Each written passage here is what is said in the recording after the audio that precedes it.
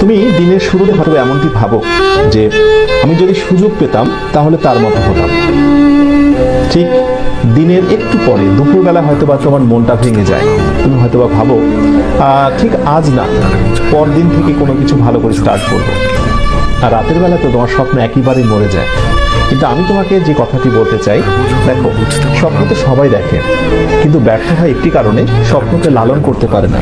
মনে রেখো, স্বপ্ন দেখা অনেক সহজ, স্বপ্নকে লালন করা অনেক বেশি কঠিন। স্বপ্নকে টিকিয়ে রাখতে হয়।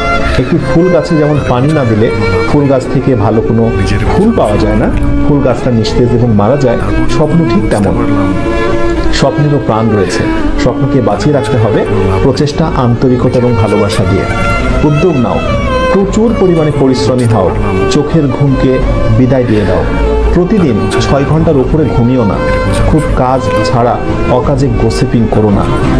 নিজেকে নিয়ে একটু সময় দাও। ফাঁকা সময় পেলে একটু নিজেকে সময় দাও। নিজেকে নিয়ে চিন্তা করো, আনন্দে গা ভাসিয়ে দিও না। সফল হবার জন্য প্রচুর পরিমাণে ডেডিকেশন প্রয়োজন। মনে রেখো, যারা সাফল্যের একেবারে উচ্চ অবস্থানে অবস্থান করছে, অথবা সেই স্বপ্নের মেডিকেল, ভার্সিটি, ইঞ্জিনিয়ারিং কোনো প্রতিষ্ঠানে যারা আজকে টপ র্যাঙ্কিংয়ে অবস্থান করছে, নিঃসন্দেহে তারা অনেক বেশি পরিশ্রমী ছিল। তুমি কি আমাকে একটা উপমা দেখাতে পারবে, এমন কোন স্টুডেন্টের নমুনা দেখাতে পারবে যে পরিশ্রম করেনি কিন্তু প্রচুর ভালো রেজাল্ট করেছে এবং সে অ্যাডমিশন টেস্টে বেস্ট একটা রেকর্ড করেছে? Never, impossible. সুতরাং কথা একটাই, প্রচুর পরিশ্রমী হতে হবে এবং আমার বিশ্বাস তোমরা সেটি পারবে।